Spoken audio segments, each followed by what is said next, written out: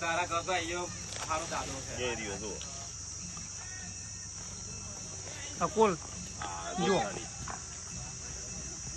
તો મોટો છે લા એના કોંડા નહીં કરવું નહીં એને તો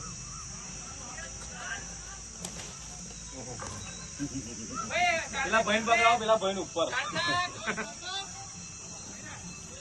થોડો પર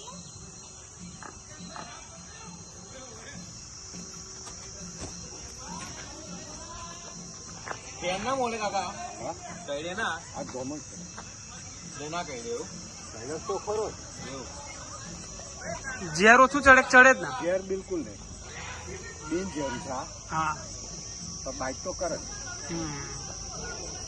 ફૂટનું છે 100 ફૂટનું કરો 6 ફૂટનું બધા લગભગ 7-1 ફૂટ ખરો ઓ 7-7 કોઈ ગાર ના બોલે વિડીયો ઉતરે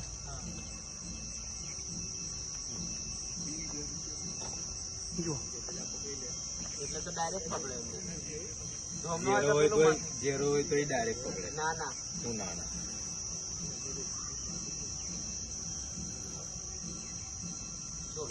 જો ચાલો બાઈક આવજો કેવો પોખળા મારો કેવી વાંટી ગઈ આને પાછું છોડવા જવાનો ભાવા છોડવા જવાનો જંગલમાં ડભોઈ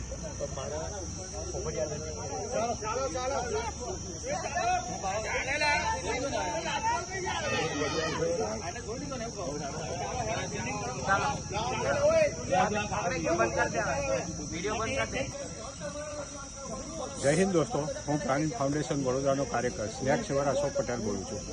અત્યારે કરમાલ ગામેથી કેવલ પટેલનો ફોન આવ્યો હતો કે અમારી હાઈસ્કૂલમાં એક સાપ છે તો તમે અહીંયા આવો. અહીંયા બાળકો ક્રિકેટ રમતા હતા, જે સાપને જોઈને ભયભીત થયા છે, તો તમે જલ્દી આવો. તો હું અહીંયા આવ્યો અને બાજુમાં બાલ મંદિરની દિવાલમાં એક આશરે 7 થી 8 ફૂટ લાંબો ધામણ સાપ હતો, જેને અંગ્રેજીમાં રેડ સ્નેક કહે છે. તેનું મેં સફળતાપૂર્વક રેસ્ક્યુ કર્યું છે. એને હું વન વિભાગને સુપ્રત કરીશ. દોસ્તો, આ સાપ બિનઝેરી હોય છે, પરંતુ તેની સાઇઝ ને કલર જોઈને લોકો બીવે છે, તો ગભરાવાની જરૂર નથી હોતી. હા, એનાથી અંતર રાખો તમે.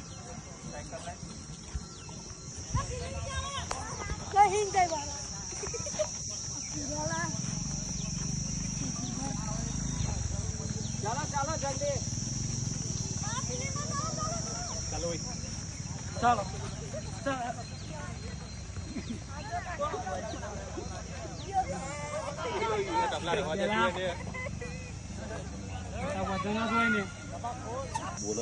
આ ઉત્સવભાઈ છે, જેમણે આ વિડીયોગ્રાફી કરવામાં મને મદદ કરી છે. હું એમનો આભાર માનું છું અને કેવલભાઈનો આભાર માનું છું, કારણ કે અહીંયા 2-3 સાપના કોલ એમણે આપ્યા અને જીવ બચાવવામાં તેમણે મને મદદ કરી છે.